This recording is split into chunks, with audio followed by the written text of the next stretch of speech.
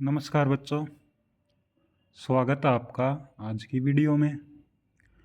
आज की वीडियो का टॉपिक रहने वाला है थ्योरी ऑफ डिमांड। जो टॉपिक तो बिल्कुल सिंपल सा है, लेकिन बच्चे इसमें कंफ्यूज बहुत होते हैं।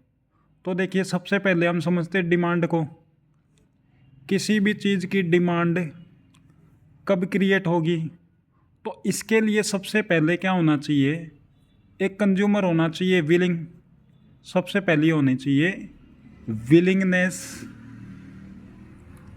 To purchase.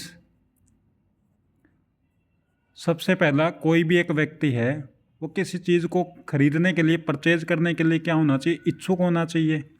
ठीक है, इच्छुक होने से भी बात नहीं बनेगी। दूसरी चीज़ उसके पास होनी चाहिए परचेजिंग पावर। परचेजिंग पावर जिसको हम कह सकते हैं मनी। मनी होना चाहिए उसके पास। ठीक है, अब मैं गाड़ी खरीदने का इच्छुक तो हूँ और मेरे पास पैसे भी हैं, लेकिन मैं सोच रहा हूँ यार, ये जो पैसे हैं ये इन फ्यूचर मेरे किसी काम आ सकते हैं। तो अब मैं उन पैसों को यूज़ करने का क्या हूँ, इच्छुक नहीं हूँ। ठीक है, तो डिमांड क्रिएट नहीं होगी।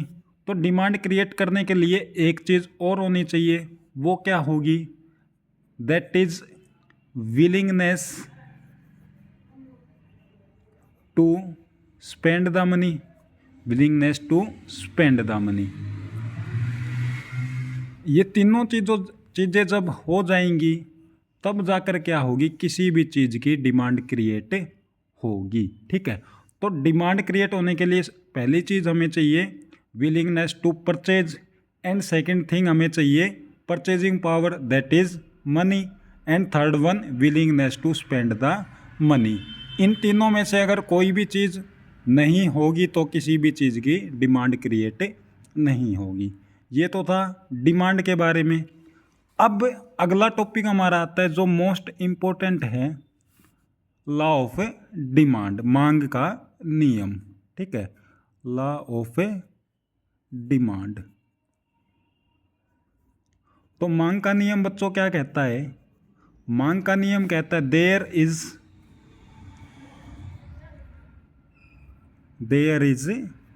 नेगेटिव रिलेशनशिप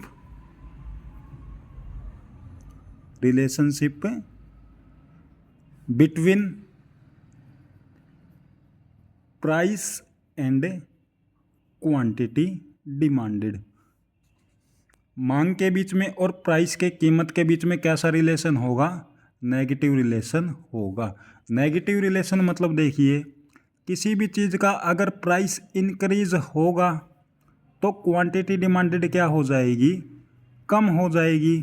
और प्राइस अगर कम होगा तो क्वांटिटी डिमांडेड क्या होगी, इंक्रीज हो जाएगी। तो इधर देखिए हमें इनवर्स नेगेटिव रिलेशन देखने को मिल रहा है।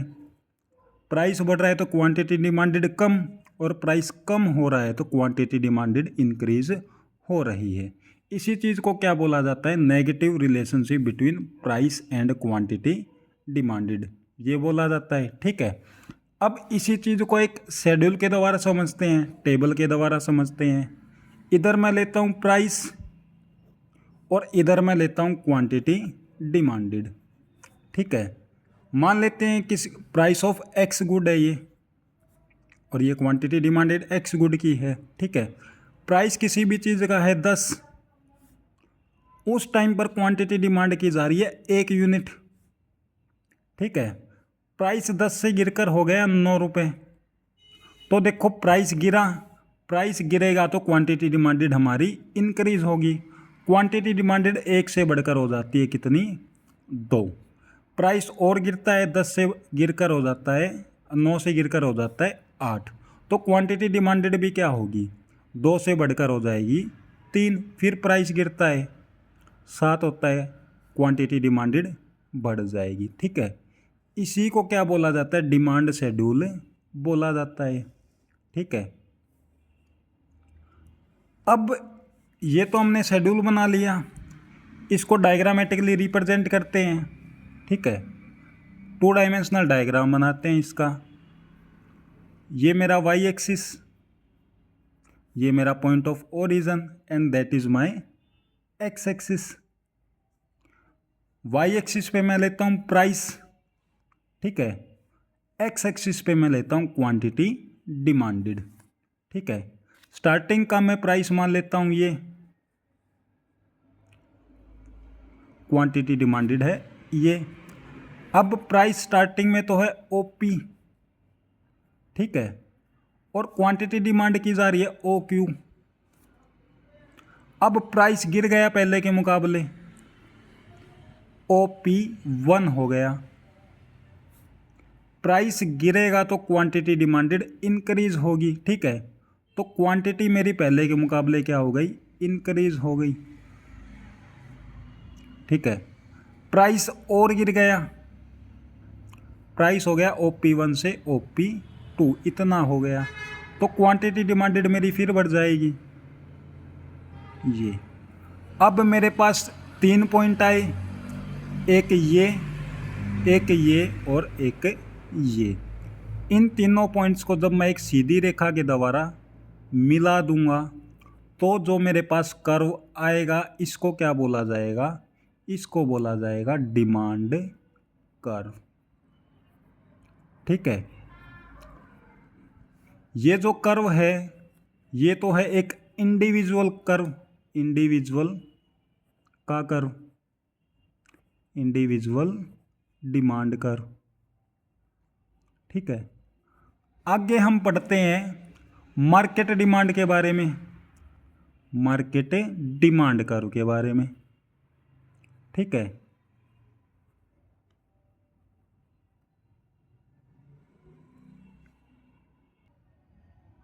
तो बच्चों मार्केट डिमांड में हम क्या पढ़ेंगे कि हम मानकर चलेंगे कि मार्केट में सिर्फ 2 ही कंज्यूमर हैं, consumer A and consumer B.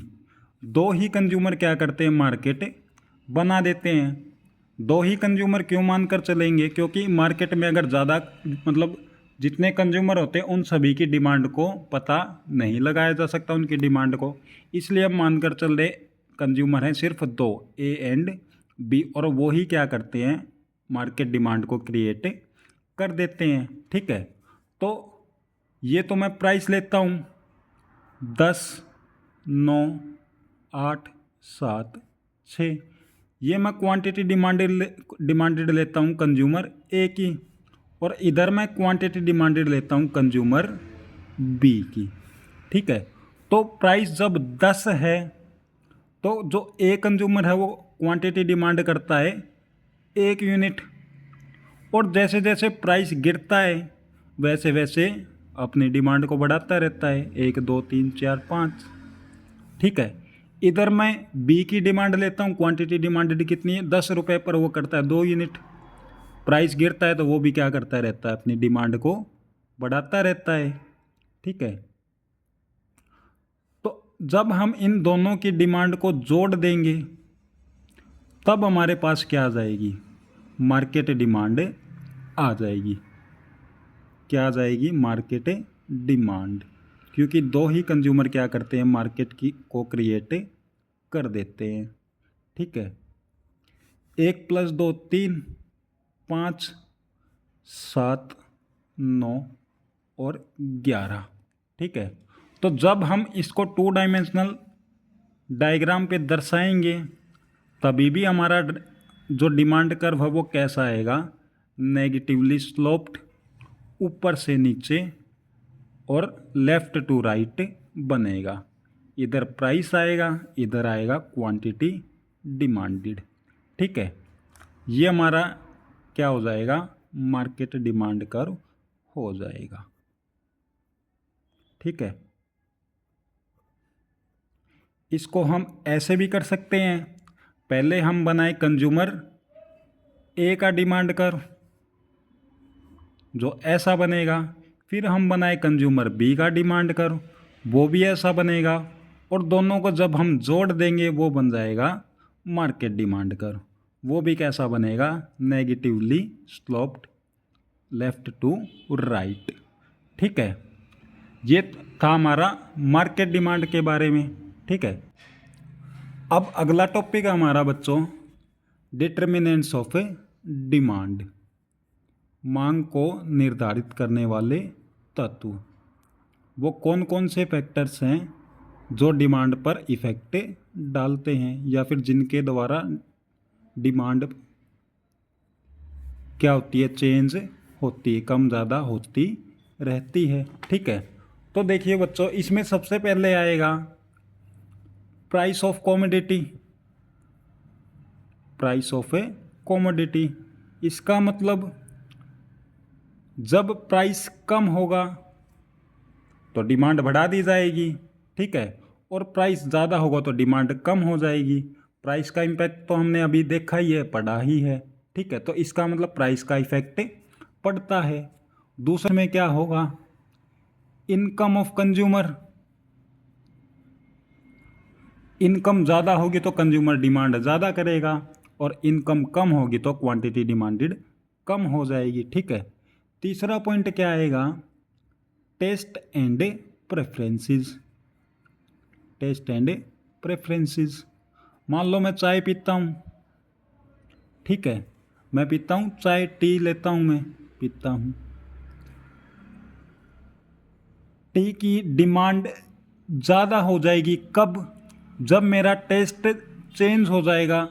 Test मतलब अब मैं चाय को ज़्यादा पसंद करने लगा, तो मैं डिमांड क्या कर दूंगा, टी की ज़्यादा कर दूंगा। ठीक है, अगर मेरा टेस्ट चेंज होकर ये हो जाए कि भाई अब मेरे को चाय पसंद नहीं है, तो मैं टी की डिमांड क्या कर दूंगा, कम कर दूंगा। ठीक है, अगला पॉइंट हमारा बनता है फ्यूचर एक्सपेक्टेशन। फ्यूचर एक्सपेक्टेशन, अब मान लो किसी भी कॉमोडिटी का प्राइस बढ़ गया। ठीक है, तो डिमांड तो कम होनी चाहिए, लेकिन मेरी फ्यूचर एक्सपेक्टेशन है कि भाई इन फ्यूचर प्राइस थोड़ा सा और बढ़ सकता है। ठीक है, तो मैं आज के टाइम में क्या करूँगा, डिमांड बढ़ा दूंगा, क्योंकि इन फ्यूचर मुझे वही प्रोडक्ट और महंगा खरीदना पड़ेगा। इसका मतलब फ्यूचर एक्सपेक्टेशन का भी फ़र्क पड़ता है। लास्ट पॉइंट हमारा आता है बच्चों इसमें, fifth point, price of related goods. Related goods,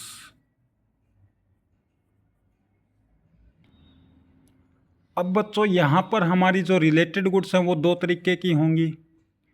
एक तो होगा सब्स्टिट्यूट गुड्स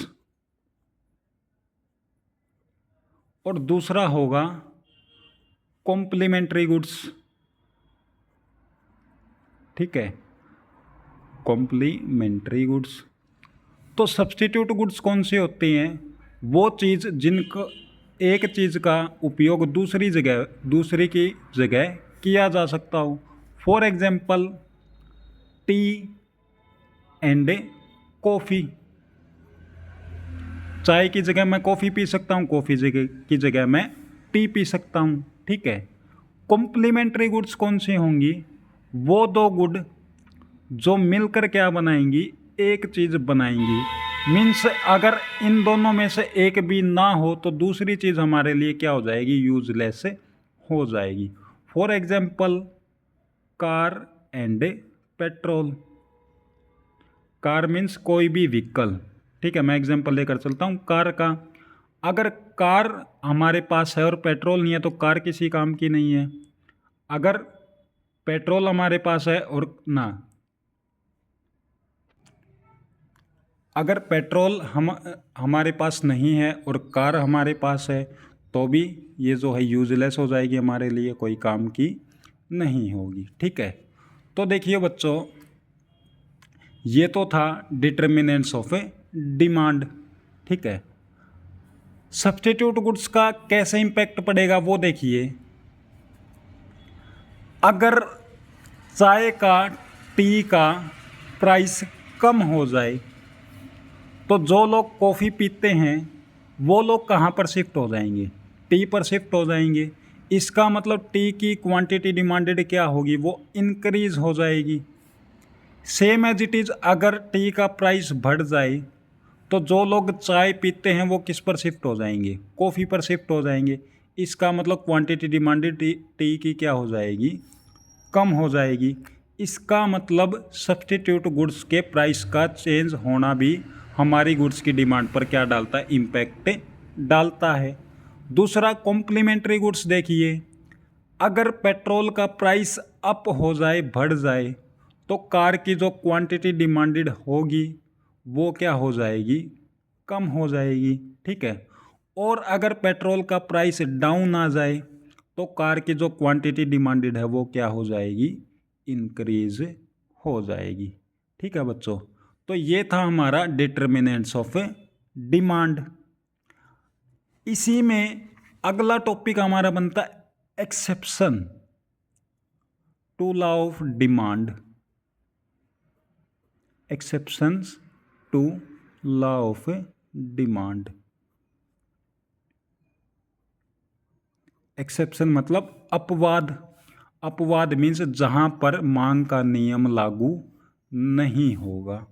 ठीक है, तो इसमें सबसे पहला पॉइंट आएगा article of distinction. Article of distinction क्या कहता है? अब आर्टिकल ऑफ डिस्टिंक्शन का मतलब है बच्चों प्रतिष्ठा सूचक वस्तु। वो वस्तुएं जो हमारी डिस्टिंक्शन प्रतिष्ठा को क्या करती हैं, रिप्रेजेंट करती हैं। फॉर एग्जाम्पल गोल्ड या फिर डायमंड। इन सभी चीज़ों की डिमांड कब बढ़ती है? जब इनका प्राइस क्या हो जाता है, बढ़ जाता है, तभी गोल्ड की और डायमंड की डिमांड क्या होती है, इंक्रीज होती है। तो गोल्ड का डायमंड का प्राइस बढ़ा तभी इनकी डिमांड क्या होगी, इंक्रीज होगी। ठीक है। और जब इनका प्राइस डाउन आ जाएगा तब इनकी क्वांटिटी डिमांडेड क्या हो जाएगी, कम हो जाएगी। ठीक है, तो इसका मतलब यहाँ पर तो मांग का नियम लागू नहीं हुआ, नेगेटिव रिलेशनशिप नहीं आया, पॉजिटिव आ रहा है यहाँ पर। ठीक है, तो ये हो गया हमारा exception to law of demand. दूसरा हमारा बनता है Giffen goods. Giffen goods. Giffen goods वो वस्तुएं होती है जहां पर इनकम के साथ कैसा रिलेशन होता है, नेगेटिव रिलेशन होता है। इनकम बढ़ने के बावजूद इनकी डिमांड क्या हो जाती है, कम हो जाती है। इनकम तो इंक्रीज होगी लेकिन क्वांटिटी डिमांडेड क्या होगी, डिक्रीज हो जाएगी। फॉर एग्जाम्पल डालडा घी। जैसे जैसे हमारी इनकम बढ़ती जाएगी डालडा घी का कंजम्पशन क्या होता जाएगा, कम होता चला जाएगा। तो यहाँ पर भी मांग का नियम लागू नहीं होगा। ठीक है। अगला पॉइंट हमारा बनता है इग्नोरेंस का। इग्नोरेंस मीन्स, एग्जाम्पल लेते हैं, जो आईफोन यूज़र होते हैं बच्चों, उनको हमेशा आईफोन ही क्या आता है, पसंद आता है, चाहे उनका प्राइस कितना भी हो जाए। तो अगर आईफोन का प्राइस बढ़ गया तो भी वो क्या परचेज करेंगे, आईफोन ही परचेज करेंगे। वो मार्केट से क्या होंगे, अनअवेयर होंगे कि भाई सेम प्राइस का, सेम जो फीचर्स हैं आईफोन के, उनके फ़ोन्स भी मार्केट में अवेलेबल हैं। उनको क्या करेंगे, वो इग्नोर करते हुए चलेंगे। तो इग्नोरेंस के कारण भी क्या होगा, मांग का नियम लागू नहीं होगा। तो ये जो थे ये हमारे थे exception to law of demand. पहला पॉइंट था आर्टिकल ऑफ डिस्टिंक्शन का, दूसरा था गिफन गुड्स का, तीसरा था इग्नोरेंस का। अब बच्चों अगला टॉपिक आता है इंक्रीज इन डिमांड का और डिक्रीज इन डिमांड का, जिसमें बच्चे क्या होते हैं, बहुत ज़्यादा पजल होते हैं। तो ये देखिए बच्चे, इसमें क्या होगा, डिमांड चेंज होगी लेकिन जो इसमें प्राइस रहेगा वो क्या रहेगा, कांस्टेंट रहेगा। डायग्रामेटिकली देखते हैं इसको तब समझ में आएगा। ये मेरा इनिशियल प्राइस और ये मेरा इनिशियल क्वांटिटी डिमांडेड, और ये मेरा जो है वो डिमांड कर्व है, डी। ठीक है। अब प्राइस तो सेम रहेगा लेकिन फिर भी मेरी क्या हो जाएगी, डिमांड इंक्रीज हो जाएगी। ठीक है। तो ये जो मेरा कर्व आएगा इसको क्या बोला गया, इंक्रीज इन डिमांड बोला गया। डिमांड का DD से सरक कर हो गया DD1। माइंड में क्वेश्चन आ सकता है ऐसा क्यों हुआ बच्चों, हो सकता है मेरी इनकम बढ़ जाए, हो सकता है पॉपुलेशन इंक्रीज हो जाए, ठीक है, हो सकता है जो रिलेटेड गुड्स हैं उनका प्राइस इंक्रीज हो जाए, ठीक है, जिसके कारण से मेरी जो गुड है उसका तो प्राइस सेम रहेगा लेकिन फिर भी डिमांड इंक्रीज हो जाएगी। तो इसको तो बोला जाएगा increase in demand. Decrease in demand में क्या होगा, प्राइस फिर कांस्टेंट रहेगा, प्राइस कांस्टेंट रहने के बावजूद भी क्या होगा, मेरी डिमांड चेंज हो जाएगी। ये तो मेरी इनिशियल डिमांड और प्राइस है, ये मेरा डिमांड कर्व। अब प्राइस सेम है उसके बावजूद क्या हुआ, मेरी डिमांड कम हो गई। डिमांड मेरी OQ से OQ1 हो गई। ऊपर तो क्या हुआ था, डिमांड बढ़ी थी, इधर मेरी डिमांड क्या हो गई, कम हो गई। डिमांड कर्व DD से सरक कर D1 हो गया, ठीक है। तो इंक्रीज इन डिमांड में हमने क्या पढ़ा, प्राइस कांस्टेंट रहेगा उसके बावजूद डिमांड इंक्रीज हो जाएगी। डिक्रीज इन डिमांड में क्या होगा, प्राइस कांस्टेंट रहेगा उसके बावजूद मेरी डिमांड जो है पहले के मुकाबले कम हो जाएगी। ये तो था बच्चा इंक्रीज इन डिमांड और डिक्रीज इन डिमांड। अगला टॉपिक है हमारा extension and contraction of demand. Contraction of demand, इसमें क्या होगा बच्चों, डिमांड चेंज होगी लेकिन इसमें डिमांड के चेंज होने का रीज़न क्या रहेगा, प्राइस। ऊपर वाले में क्या था, प्राइस कांस्टेंट रह रहा था हमारा, इसमें क्या होगा देखिए डायग्रामेटिकली देखते हैं। ये मेरा इनिशियल प्राइस और ये मेरी इनिशियल क्वांटिटी डिमांडेड और ये मेरा जो है वो डिमांड कर्व है। इसमें क्या होगा, प्राइस कम होगा तब जाकर मेरी क्या होगी, डिमांड चेंज होगी। तो प्राइस कम हुआ तब मेरी क्या होगी, डिमांड इंक्रीज हो गई। पहले मैं इस पॉइंट पर था, पॉइंट E पर, अब मैं आ गया पॉइंट E1 पर। ऊपर वाले पॉइंट से हम नीचे की तरफ आए तो एरो लगाएंगे ऊपर से नीचे की तरफ। इसको क्या बोला गया, एक्सटेंशन ऑफ डिमांड, इसको बोला गया एक्सटेंशन। कॉन्ट्रैक्शन में क्या होगा बच्चों, देखिए डायग्रामेटिकली,